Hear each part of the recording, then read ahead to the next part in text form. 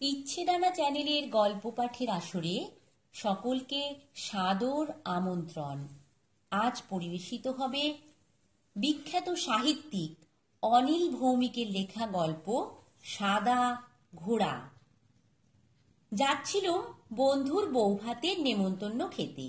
বন্ধুটি বলেছিল অফিস ফেরত বিকেলের ট্রেন ধরে রাত 7টা নাগাদ বালিচক পৌঁছুতে। সেখান থেকে বাসে 10 গ্রাম। সময় মতো হাওড়া পৌঁছলুম ঠিকই, কিন্তু ট্রেন ছাড়ল দেরিতে। পথেও ধিকির ধিকির করে থেমে থেমে চলল। বালিচক যখন পৌঁছলুম তখন রাত 9টা বেজে গেছে।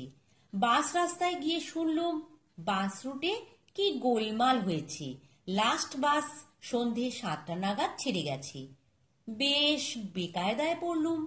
বটগাছতলায় এক হোটেল কাম চায়ের দোকানে চা খেয়ে নিয়ে ভাবলুম রাতটা স্টেশনেই কাটিয়ে দেব, সকালে বাস ধরবো।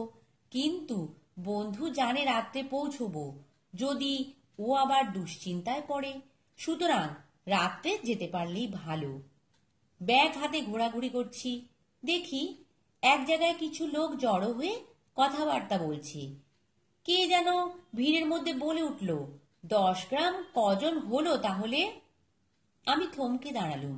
ভিড়ের মধ্যে এগিয়ে যেতে যেতে একজন দাড়িওয়ালা লোক আমাকে বলল, বাবু কলকাতা থেকে এসেছেন? বললুম, হ্যাঁ ভাই, বাস ফেল করেছি, 10 গ্রাম যাব। অন্য একজন বলে উঠল, তাহলে 5 জন হলো। আমি সমস্ত ব্যাপারটা বুঝে উঠতে পারলুম না। আগের দাড়িওয়ালা লোকটি আমার অবস্থাটা বুঝলো বোধহয়। এগিয়ে এসে বলল, আমরা বাবু ব্যাপারী, মালপত্র নিয়ে যাওয়া আসা করি, বাস তো নেই। আমরা সবাই মিলে একটা টেম্পো ভাড়া করব। মোট ভাড়াটা সবাই ভাগাভাগি করে দেব। এবার ব্যাপারটা বুঝলাম। একজন বলে উঠল, রাধু, টেম্পো ধর একখানা। আমি রাস্তার ধারে দাঁড়িয়ে রইলুম। ওরাই ছোটাছুটি করে কোত্থেকে একটা টেম্পো জোগাড় করে নিয়ে এলো। বুঝলুম বাস না থাকলে ওরা এভাবেই যাতায়াত করে। ওরা রাস্তার ধারে মালপত্র সাজিয়ে রেখেছিল। এবার সেসব টেম্পোতে তুলতে লাগলো। মাল তোলা হলে সেই দাড়িওয়ালা লোকটি আমাকে ডাকলো, আসুন বাবু। মালের ওপর সবাই উঠে এখানে ওখানে মালপত্রের ফাঁকে মালপত্রের ওপরে বসলো। আমাকে বসতে দিল একটা ডালের বস্তার উপর। খুব একটা অসুবিধে হলো না। বাসের কন্ডাক্টরের মতো একজন হাঁক দিল, চলো হেসে। টেম্পো ছেড়ে দিল। দাড়িওয়ালা লোকটি আমার পাশেই মালপত্রের ওপর বসেছিল। সে কোথায় যাচ্ছি, কেন যাচ্ছি, এইসব কথা জিজ্ঞেস টিজ্ঞেস করতে লাগলো। আমিও জবাব দিতে লাগলো। টেম্পো বেশ জোরেই চলেছে। হু হু হাওয়া লাগছে, চাঁদ উঠেছে, সাদাটে মেঘ কিছুটা রয়েছে আকাশে। মাঝে মাঝে টেম্পোটা থামছে, দু একজন মাল নিয়ে নেমে যাচ্ছে। সবে যাওয়ার রাস্তার মোড়টা ছাড়াতে দাড়িওয়ালা লোকটি বলল, এই পথটুকু পার হলেই নিশ্চিন্ত। আমি একটু আশ্চর্য হয়ে বললুম, কেন, ভয়ের কারণ আছে কিছু? লোকটি আস্তে আস্তে বলল, হ্যাঁ বাবু, যারা জানে তারা রাত বিরেতে এই পথটায় আসে না। এই টেম্পোওয়ালা তো এলো, ও যাবে কাঞ্চনপুরের দিকে, ও এদিককার লোক না। তাই কি যেন বলতে গিয়ে থেমে গেল লোকটি। টেম্পো চলেছে কার্তিকের শুরু ঠান্ডার আমেজ হাওয়ায়। দুধারে খেতে মাঠে গাছে কুয়াশা জমেছে কোথাও কোথাও। দেখছি এসব। হঠাৎ দাড়িওয়ালা লোকটি চেঁচিয়ে বলে উঠল, একটু জোরে চালাও তো ড্রাইভার। ড্রাইভার অবশ্য গতি বাড়ালো না, কমালো না। হঠাৎ টেম্পোর ভট ভট শব্দ ছাপিয়ে স্পষ্ট শুনলুম টক টক টকাশ শব্দ। বাঁধানো রাস্তায় ঘোড়া ছুটলে যেমন শব্দ ওঠে ঠিক তেমন। আমি দাড়িওয়ালা লোকটির দিকে তাকালুম। দেখি সে মুখ নিচু করে আছে। চাঁদের আলোয় যেটুকু দেখলুম তাতে বুঝলুম ও ভয় পেয়েছে। লোকটি চাপা গলায় ডাকলো, রাধু। ওপাশ থেকে রাধু সাড়া দিল, হুম।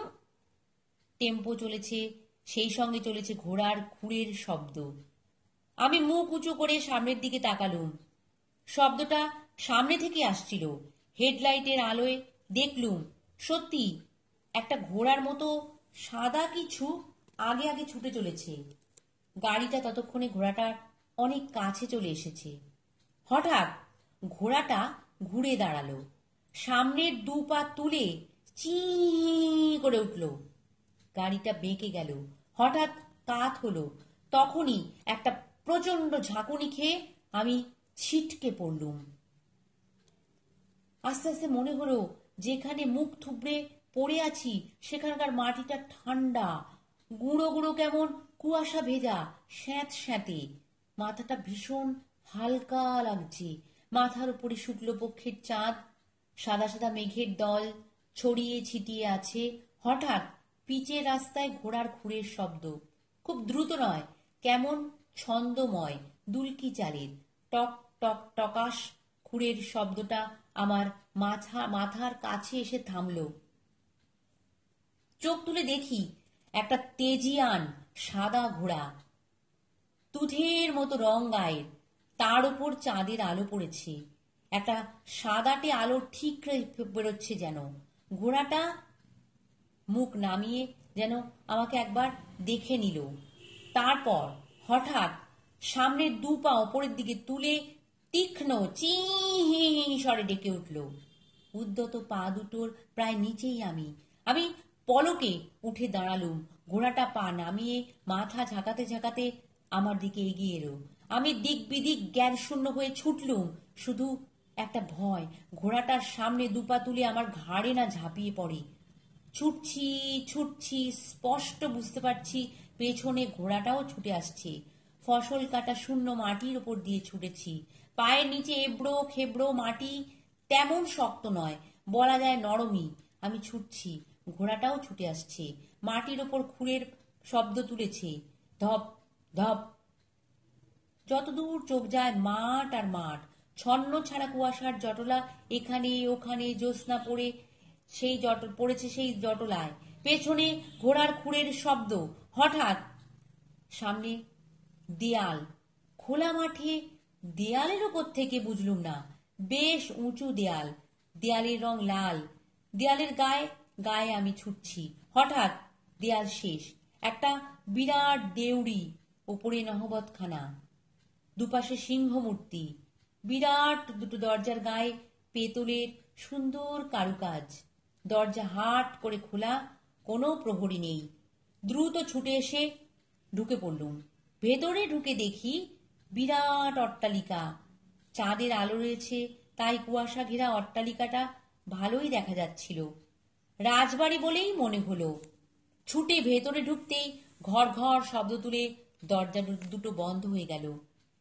এতে সাপে বর হলো। আমি আটকে গেলুম সত্যি, কিন্তু সাদা ঘোড়াটা তো ছুটে এসে আমার কোনো ক্ষতি করতে পারবে না।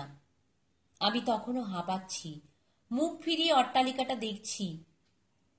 তখনই হঠাৎ দেখি একজন মধ্যবয়স্ক লোক সিঁড়ি দিয়ে নেমে আসছেন। দুধে আলতা গায়ে রং, টিকলো নাক, কাঁচা পাকা বাবরি চুল ঘাড় অব্দি নেমে এসেছে। পরনে চিকনের কাজ করা সিল্কের ঘি রঙের পাঞ্জাবি, মোটা লাল জরিদার পাড়ওয়ালা ধুতি পেঁচিয়ে পরা, গায়ে রুপোলি সুতোর কাজ করা সিল্কের চাদর, পায়ে নাগড়া, লম্বা শক্ত সমর্থ চেহারা, কাঁধে ঝোলানো একটা বন্দুক। আস্তে আস্তে আমার দিকে এগিয়ে আসতে লাগলো। আমি কি করব বুঝে উঠতে না পেরে দাঁড়িয়েই রইলুম। দীর্ঘদেহী পুরুষটি আমার এক হাতের মধ্যে এসে দাঁড়ালেন। এক মুহূর্ত তীব্র চোখে আমার দিকে তাকিয়ে রইলেন। তারপর হঠাৎ আমার ডান হাতটা চেপে ধরলেন। কি ঠান্ডা সেই হাতটা! আমি কেঁপে উঠলুম, কিন্তু মুঠি ভীষণ কঠিন। ফ্যাঁস ফ্যাঁসে গলায় জিজ্ঞেস করলেন, আপনি কে? আমি কলকাতা থেকে আসছি। পথ হারিয়ে হাতের মুঠি আলগা হলো। হাত ছেড়ে দিলেন উনি। সেই ফ্যাঁস ফ্যাঁসে গলায় বললেন, কি করে পথ হারালেন? তাড়া করেছিল। কে? একটা সাদা ঘোড়া। সাদা ঘোড়া? সেই দীর্ঘকায় পুরুষটি চিৎকার করে উঠলেন, কোথায় সেই সাদা ঘোড়া? আমার মুখের কাছে মুখ নিয়ে এলেন।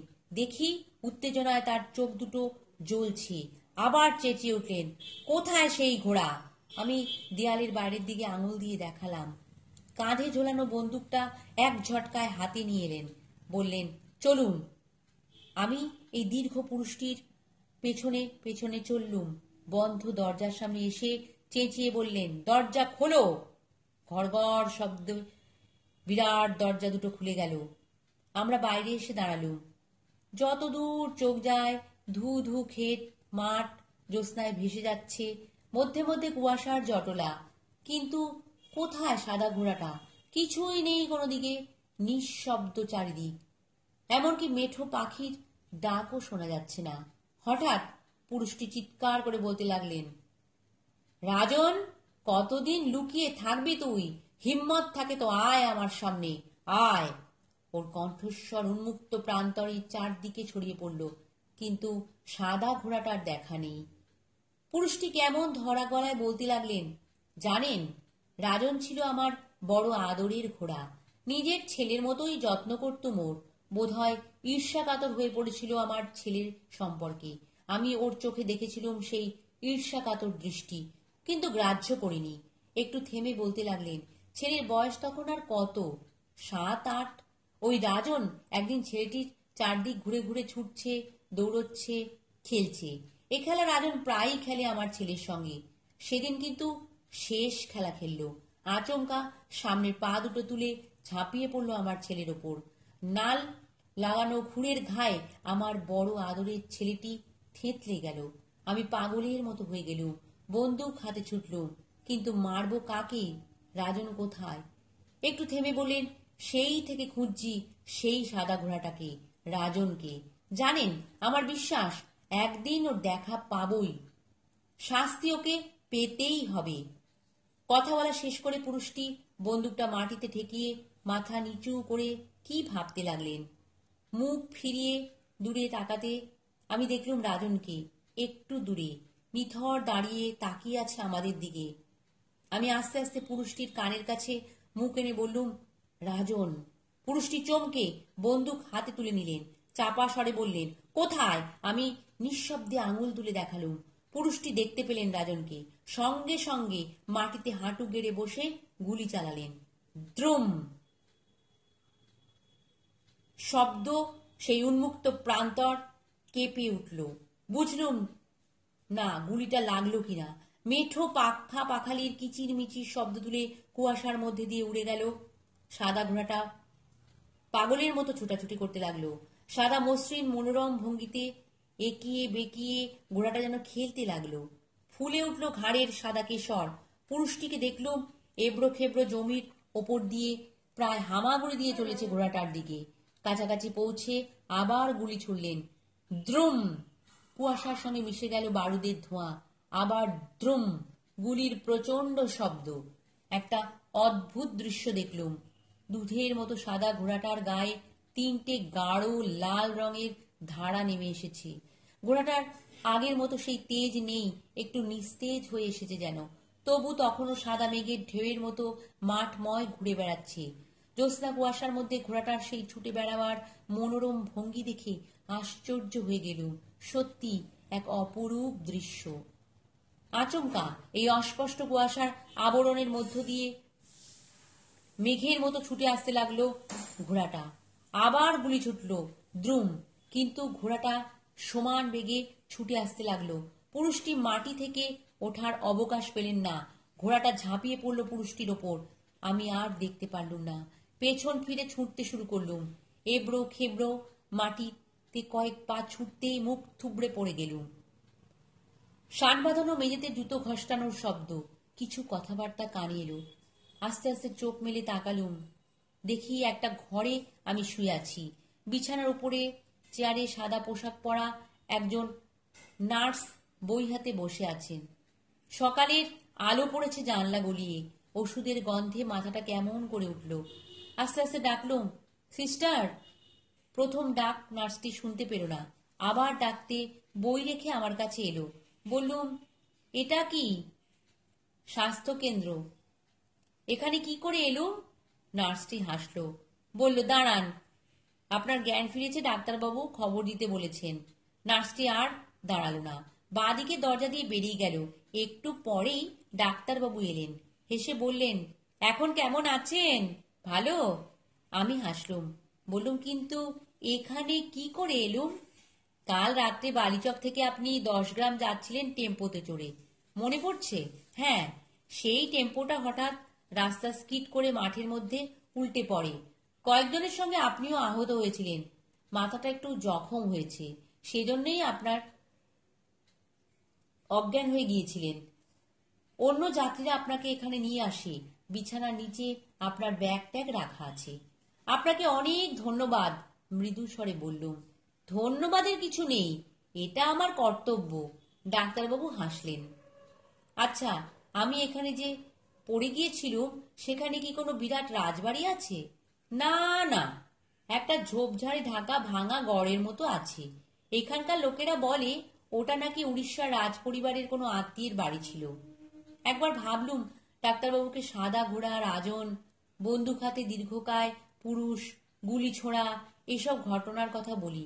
ডাক্তারবাবুও বোধহয় আমার মনের অবস্থাটা বুঝলেন। বললেন, কিছু বলবেন? না। আমি ক্লান্তিতে চোখ বুজলুম। নমস্কার। গল্প পাঠ ভালো লাগলে অবশ্যই চ্যানেলটি সাবস্ক্রাইব করে দিও, আর লাইক, কমেন্ট, শেয়ার করতে কিন্তু ভুলো না।